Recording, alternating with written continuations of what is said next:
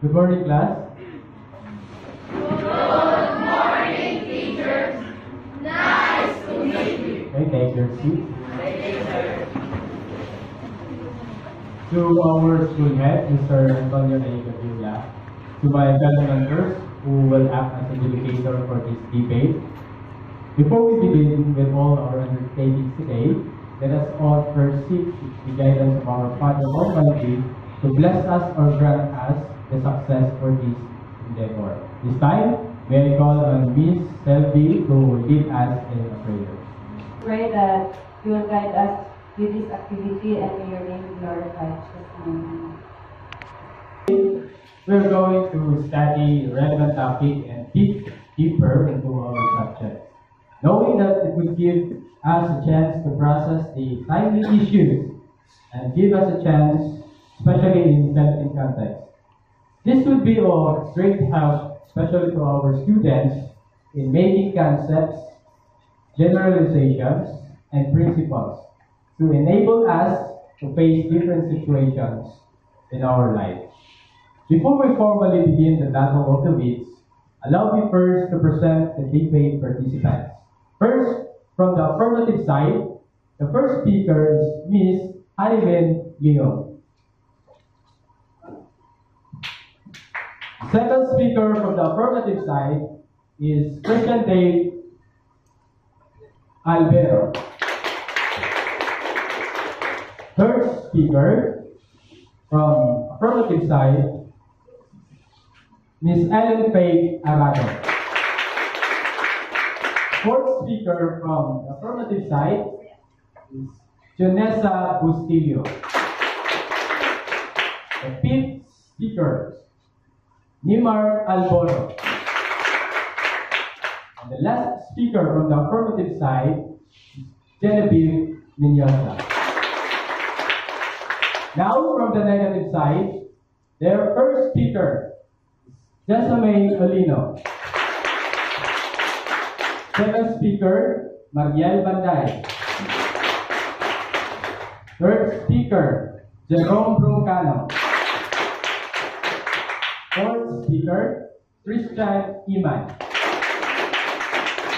Fifth speaker, Limuel Lagani.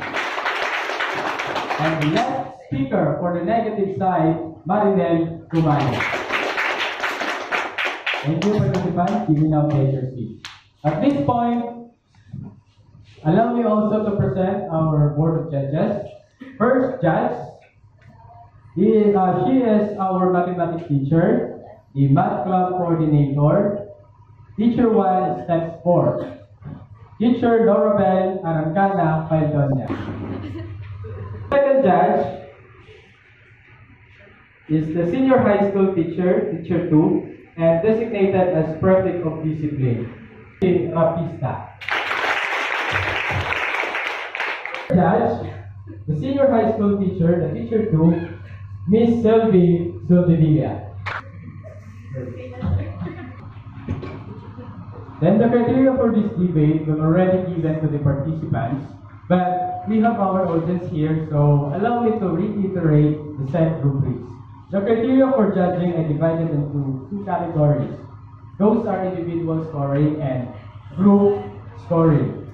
Individual scoring comprises, in our delivery, number 1, we have the preparedness. Second, confidence. Third, eye contact. Fourth, body language, gestures, and posture. Fifth, the voice, the pace, the volume, and the variety. And sixth is the fluency. So those comprises the criteria for individual scoring. For the debate rubric for the group scoring, we have first, information. Second, use of facts and statistics. Third, organization.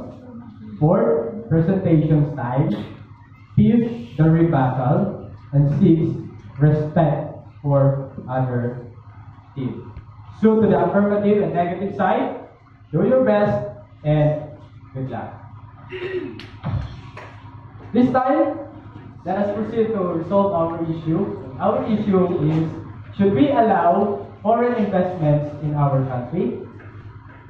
The first speaker from the positive side or the affirmative side will give us and enlighten us about the issue. Please. Good morning to each and everyone, especially to our moderator, to our panel of judges, and to our speakers from negative and positive side. Our issue is all about should the Philippines allow more foreign investment in our country. The stand of the formative side, foreign investment benefits the global economy as well as investors. Capital goes to the businesses with the best growth prospect anywhere in the world. That's because investors take the best return with the less of risk. As a result, the smartest money rewards the best businesses all over the world.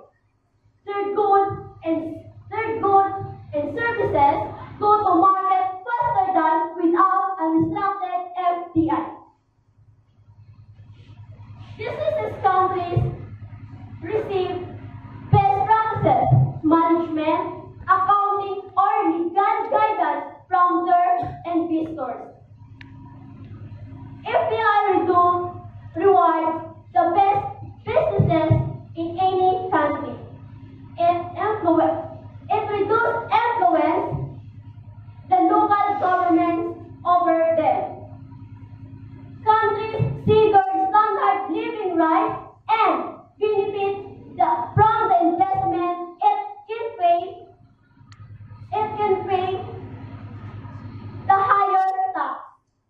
And also the advantage of foreign investment are first, improve capital flow. Second, technology transfer. Third, regional development. Fourth, increased competition that benefits the country. The last but not the least, favorable balance of payment. Ladies and gentlemen, the stand of formative side, we should allow more foreign investment in our country to promote globalization in terms of economic growth. Thank you.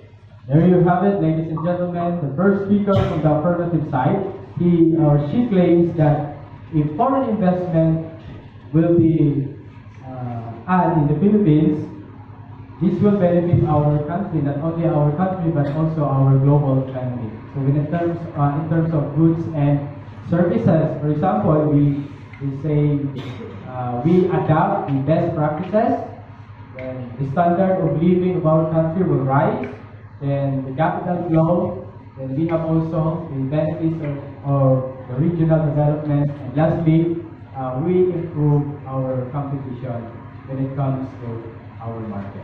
So this time, we will proceed to the negative side to rebut the argument of the first speaker. Good morning, ladies and gentlemen. On our side, we strongly disagree that foreign investors come in Philippines. The reasons are, first, it makes property prices skyrocket. In certain cases, foreign money come in Philippines freely is not entirely good thing. Second, land acquired by foreigners may be converted into another purposes. There are certain properties that, if they get sold and converted to another purposes, may do more harm due to the local economy. The negative side definitely disagree that foreign investors come in our country because foreign investors make us first increase the number of overseas employment. Second, temporary or contractual employment status. And third, increase the dependency rate of the country. Fourth, in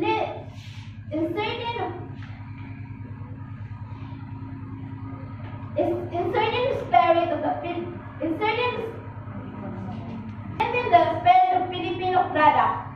And last is least opportunity to the local investors. So that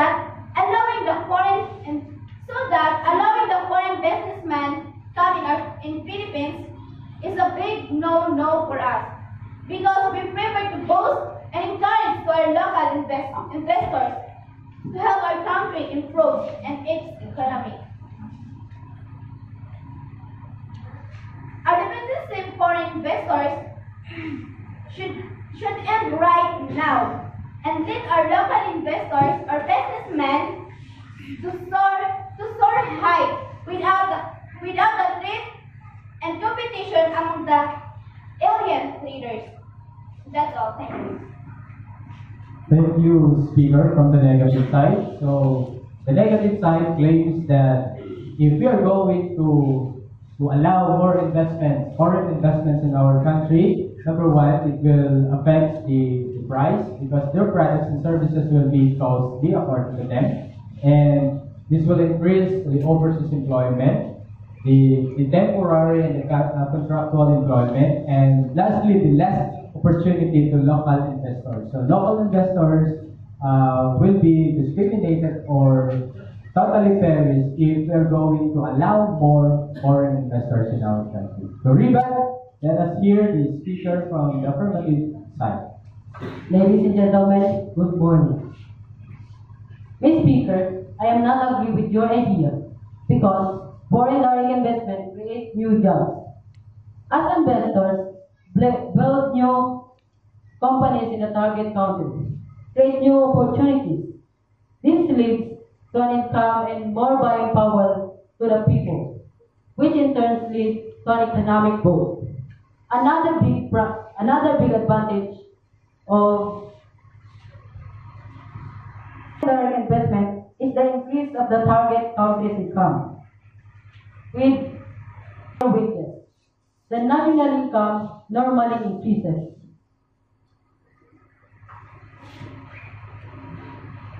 As a result, economic growth is spurred.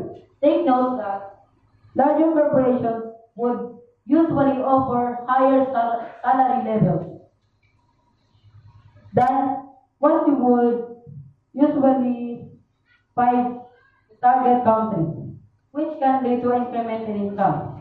Lumala kasi ng ekonomiya ng ilang bansa dahil sa pagbaba ng presyo ng krudo, presyo ng transportasyon, pagsulpot ng mga multinational na kumpanya, at ng mga panindigang o organisasyon na nagsusulong ng globalisasyon tulad ng World Trade Organization and World Bank. That is why we should allow more foreign investment here in our country. By the way, I'm Christian Balbero and I favor of affirmative side. That's all. Thank you. Thank you so much. Second speaker from the affirmative side. Allowing foreign investors in our country will create new jobs according to him. It creates higher wages, new companies, and national income will normally increases. And as a result, that will lead to our economic boost. To rebut that argument, let us hear the second speaker from the negative side, Ms. Mariel Banday. You have a point, but I have my point too. I'm not in favor if Philippines will allow more foreign investors to invest here because of the many reasons. First, it increased the rate of overseas employment, and the country would be brain drained in terms of manpower and human resources. Kapag walang foreign investors na mag-invest dito sa atin, dadami ang mga OFWs na lalabas ng bansa dahil hindi sila satisfied sa employment dito sa atin. And commonly, these OFWs are our professional, inventors, and skilled workers. Kaya ang nangyayari, ang labor force natin ay ibang bansa ang nakikinabang. Kaya mas umuunlad sila kaysa sa sarili nating bansa. That's why Philippines should not allow for foreign investors to invest here. That's all. Thank you so much, Ms. Mariel. So, if we will not allow foreign investors in our country, that will rise the rate of overseas employment. And the term there uses by the speaker is the brain drain. Knowing that our labor force is our expert, sometimes our professionals, then they will get high pay to other countries, so employment rate overseas are increases. Okay, to rebut that argument, let us call the third speaker from the affirmative side. Good morning, ladies and gentlemen. Mr. Speaker, I disagree your idea because the Philippine government should allow more foreign investment. Why do people need to go abroad? If there are foreign investors who will create jobs for them, they don't need to go abroad for their work. They can stay here in the Philippines with their families. The Philippine government should allow more foreign investment that will create jobs that require skills the Filipino have. And because of this job, the poverty that causes the famine, malnutrition will decrease. One of the reasons is a lack of job opportunities. There were a lot of Filipinos who finished their studies, but they are not employed. And because of this unemployment rate, there were a lot of Filipino families that has a mental health problem. That's why Philippine government should allow more foreign investors that will create job opportunities suitable for the skills and abilities of Filipino. That should be all. Thank you. Thank you, Ms. Speaker. So if we are going to allow foreign investors, that will lessen the mental health problem of our country because it brings us opportunities, it brings us jobs that eradicate famines and malnutrition. Okay, thank you so much. Let us hear now from the third speaker from the negative side. Yes, I know what you've been trying to imply, but the Philippine government should not allow on having more foreign investors here in our country. It is because if we let foreign investors go in here in Philippines to invest, there will be a lot of problems may occur. First, Filipino workers might be in the lower position of the company, less chance to become manager, supervisor, and etc. Yes, we might be qualified for the job opportunities that they offer. However, we just be placed on the lower position. For example, I am an American investor going here in Philippines to invest. I have a big company and I need personnel. Not just a personnel, but a wise and good personnel to manage my company well.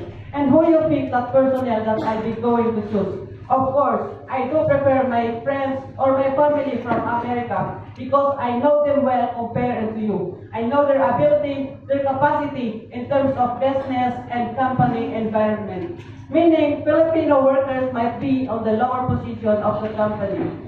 Lower position, less salary and benefits. Baka nga siguro maging ano lang tayo, may tagapunas ng mesa nila or hindi kaya tagalipit ng kalat nila.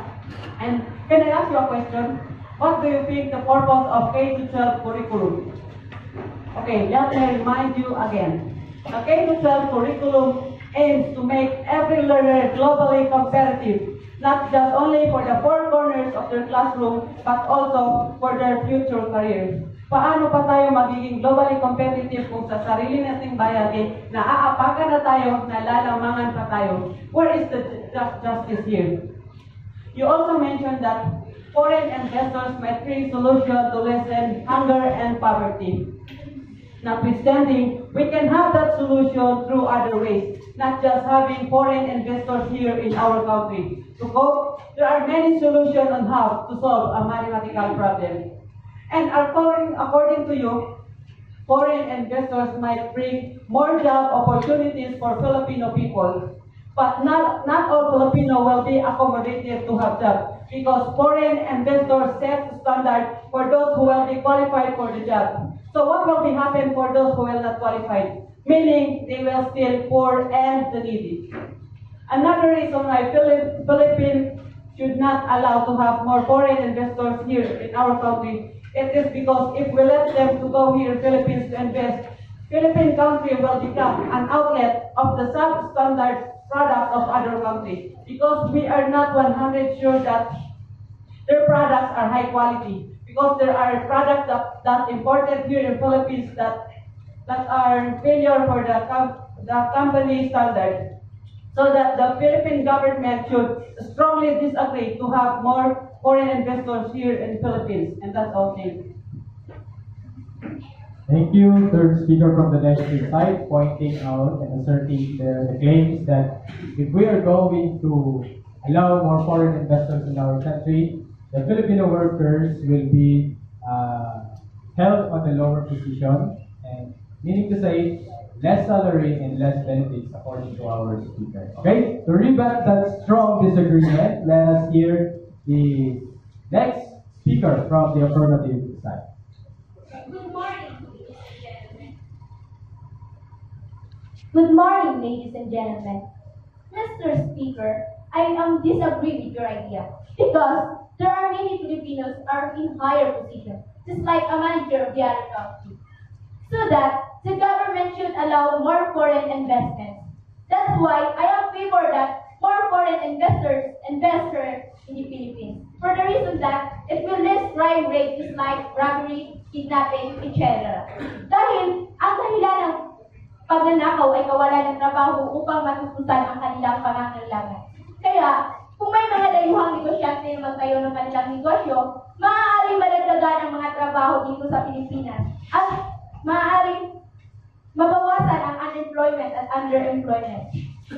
Yung mga tambay na siyang nabubulo ng mga krimen gaya ng pagnanakaw at kidnapping, maaaring magkaroon ng trabaho na siyang mapasukan na angkop sa kanilang kakayahan. Kaya I agree that more foreign investors invest here in the Philippines. That would be all. Thank you. Thank you so much. The fourth speaker from the affirmative side. The point is, if we allow foreign investors in our country, number one is we have less crime rate. Okay? To rebut that argument, let us welcome the fourth speaker from the negative side. Good morning, ladies and gentlemen. Your idea is good, but the Philippines government should not allow more foreign investors come into the Philippines. Dahil una, makaka-apekto ito sa pagtaas ng dependency rate of the country. At maraming Pilipino ang palaging aasa sa mga foreign investors. At tinuturuan din nila tayo kung paano tayo maging isang tamas at hindi tayo mabubuhay o makakatayo sa sarili nating mga paa. Halimbawa nito, pagdating sa mga teknolohiya, pag mayroong mga foreign investors dito sa ating bansa, halos gawang labas na ang ating mga teknolohiya. Dahil ang mga Pilipino na gumagawa ng mga teknolohiya natin ay hindi nagagawa.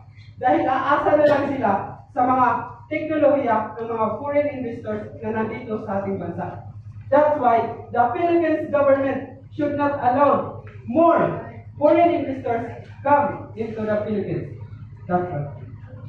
Thank you so much, speaker from the negative side. If we are going to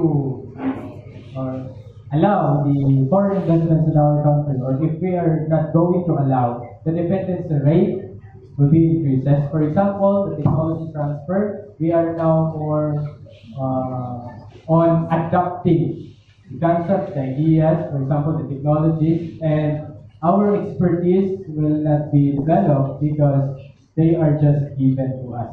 So, according to our speaker, we should not allow foreign investors in our country. Okay, next speaker from the affirmative side. Good morning to every one of us. Oh wow, what a brilliant idea with you, my dear partner. But in our side, it is more favoring us that more foreign investors come here in our country. Did you know why? Because more foreign investors come here in our country having a more impact among of us. Because many Filipino will gain more opportunity, have a good job. Then otherwise, many Filipino will interest to apply to their companies that built here in our country. So for that matter, many Filipino will have opportunity to have a good income and have profitable swap for the needs of their families. So if you really disagree that more foreign investor comes here in our country, I conclude that many Filipino will be in a lower case that they cannot afford to buy enough money, to buy enough food. So I allow that many investors come here in our country, and that will be all. Thank you. Okay, thank you, Mr. Speaker. Point is, if we allow the foreign investors good income, profitable income in our country, those are the good points for the affirmative side. Okay, to rebut that argument, let us hear the fifth speaker from the negative side. As what your idea is heard, so you mean that you are proud and confident. So you are not proud and confident to our local investors. And I will never agree with that at all. Philippine government should not allow in more foreign investors here in our countries just because first, it will only strengthen the Filipino spirits in terms of products. That's why, if that is happened, maraming mga negosyanteng Pilipino ang maaapektuhan, especially ang kanilang kita. But instead, they were going to choose and buy first the foreign product before the Filipino product. So, remember, we have to consider first the price or the cost of the foreign products. Masyadong mahal ang kanilang mga produkto compared to the Filipino. So, ngayon, kaya ba mas inuunang binibili ng mga Pilipino ang mga foreign products just because of the quality? Even if it is so very expensive, now, I do believe that the quality is not defined by the price. Hindi hawak ng presyo ang kalidad ng isang produkto. Pagkos, hawak ito ng mga taong mapagkakatiwalaan pagdating sa paggawa ng mas kalidad ng produkto. Kaya bakit pa tayo hanap ng mga produkto na galing sa ibang bansa? Nasaan na sinasabi nilang tangkilikin ang sarili natin? We must buy Filipino product first before the foreign products. We have to be confident as well as we have to be proud of what are those products produced by the local investors, which is ang mga Filipino negosyante. And then second, we have to be contented and love those products in the entire Philippines. So, if that is what you want to be happen, that the foreign investors invest here in our country, let me ask you a question. Where is our nationalism now? We have to raise our own country without the help of others. So, and then after that, they were going to teach us on how to become dependent in terms of their products.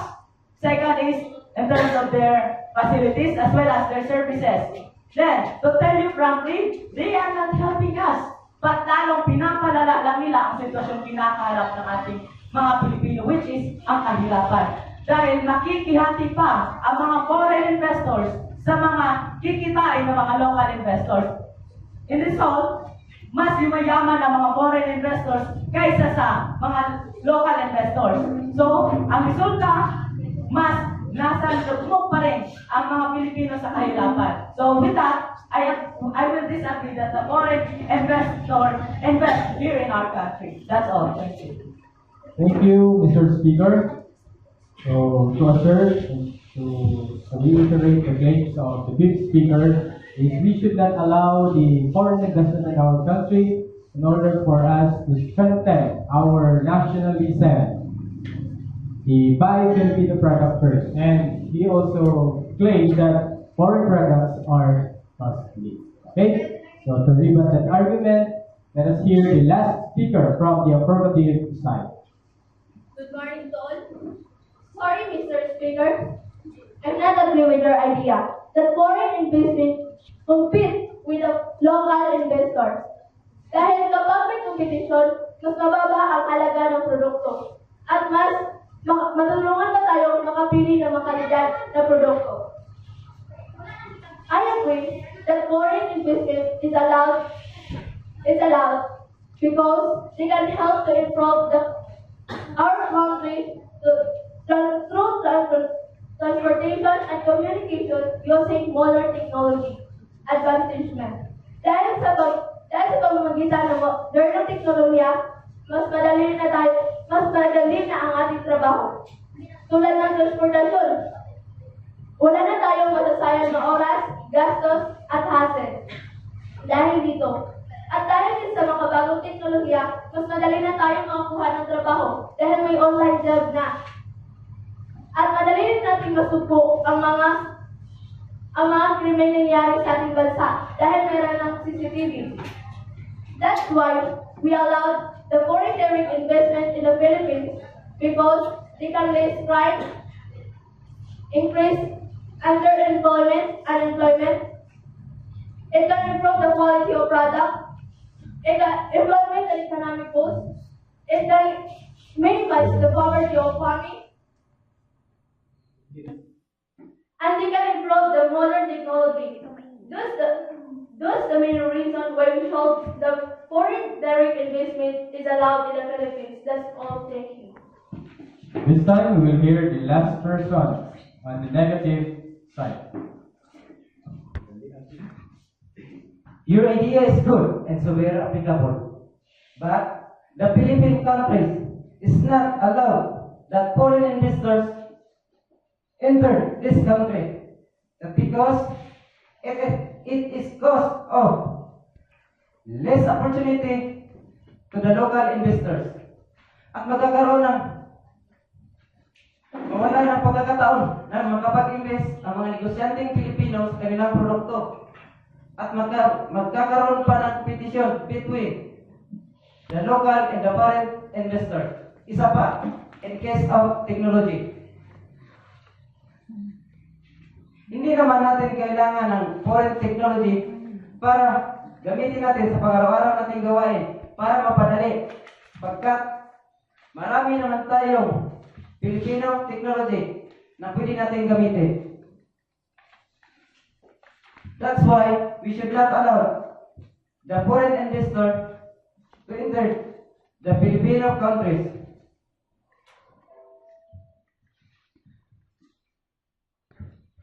Because they can strengthen the spirit of Filipino.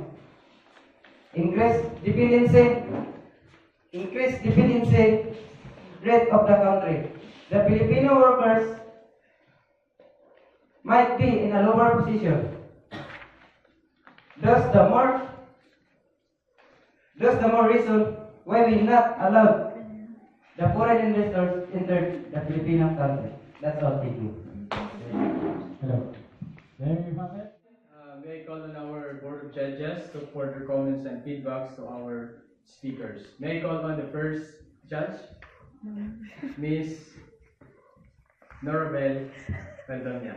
Okay, good morning everyone. All I can say for the affirmative group that you are not prepared, no? And more, we suggest that you have to give more discourse, unlike with the negative side. Like I observed that all speakers are well prepared, and especially we had chosen 3 good debaters from the negative side in the person of Jerome, Lemuel, and Maria Banday. So as we observe for the negative group that they have stated their facts that we have gathered clearly, no? Then they have some many samples for their side, and I will give the microphone to my other judge.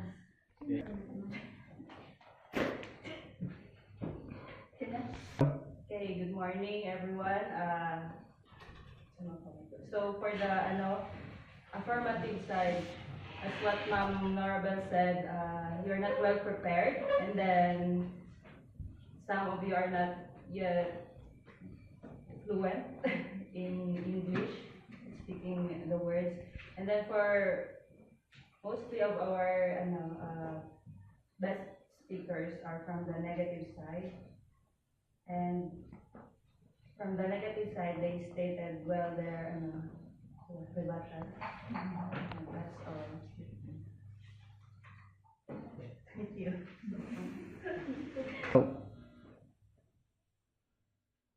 Okay, so good afternoon everyone, especially to the participants, the affirmative and negative group.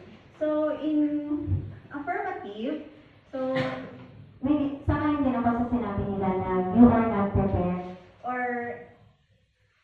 siguro nadala lang kayo sa kaba. Yun siya. So, yung idea is nandun, pero kulang siya sa supporting details. So, yun siya. Dapat, sa susunod, maybe, sa susunod, mas lalo na may preparation tayo. Maganda yung preparation. Kasi, hindi pwede na impronto lang lahat. So, your body language, there are students na hindi makontrol yung body language and nahahalata na hindi tayo masyadong confident doon. So, but then yung idea is nandun. Kulang lang ng supporting details. And then dito naman sa negative side, so meron tayong mga best speakers talaga, especially those 3 personnel mentioning Ma'am Nora Bell. And then, yung idea, and maganda yung pagkakagawa ng mga idea ninyo. Yung organization ng idea is nandun. Then, yung rebuttal ninyo is maganda rin. Kasi, sinagot nyo talaga kung ano yung side ng ibang grupo. So, yun siya. So, negative side, sa negative side, nagawa talaga nila kung ano yung dapat nilang gawin. Thank you. Okay, this morning, before we end our classroom debate, pasalamatan muna natin yung 3 judges natin. Please, a round of applause for our... Thank you so much, teachers. Thank you so much, David participants, and sa lahat ng mga nag-prepare, sa lahat ng kasama sa crew to make this endeavor into a successful one. Thank you so much. So this will end our classroom debate.